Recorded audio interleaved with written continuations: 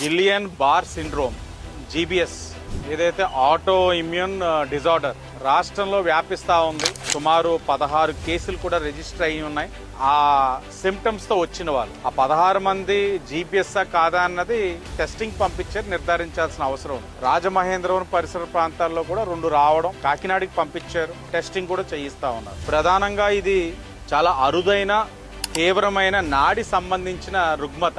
స్వతహాగా ఒక viral bacteria ఇన్ఫెక్షన్స్తో start అయ్యి ఫీవర్ ఎపిసోడ్స్ తోటి తర్వాత ఒక లోవర్ బాడీ ప్యారలైజ్ అయ్యే పరిస్థితులు కూడా ఉన్నాయి. అక్కడి నుంచి రెస్పిరేటరీ సిస్టమ్ కూడా దెబ్బ కొట్టే పరిస్థితులు కూడా కనబడతా ఉన్నాయి. అంటే ప్రజలు అప్రమత్తం అవ్వాలి, జాగ్రత్తలు తీసుకోవాలి. ఎవరికైనా ఈ సిమ్టమ్స్ ఉంటే తక్షణమే హాస్పిటల్ని సంప్రదించాలి. జీజీహెచ్ హాస్పిటల్ని ఇప్పుడే పర్యవేక్షించాం, సూపరింటెండెంట్ గారితో కూడా మాట్లాడాం, డాక్టర్స్తో కూడా చర్చించాం. అలాగే ఇది వచ్చిన తర్వాత ఈ మజిల్ వీక్నెస్ రావడం, నీరసం ఇవన్నీ కూడా ఉంటాయి.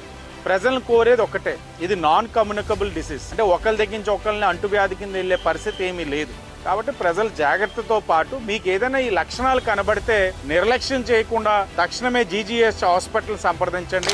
ఐసోలేషన్ రూమ్స్ పెట్టాం, ఇక్కడ డాక్టర్స్ అందరూ అప్రమత్తంగా ఉన్నారు. వెంటనే టెస్టింగ్ చేస్తారు. టెస్టింగ్ లోని ఏది లేకపోతే సంతోషం, ఒకవేళ నిర్ధారించబడితే కంగారు పడాల్సిన అవసరం లేదు. స్టెరాయిడ్స్ వాడతారు, స్టెరాయిడ్స్ కూడా రెస్పాండ్ కాకపోతే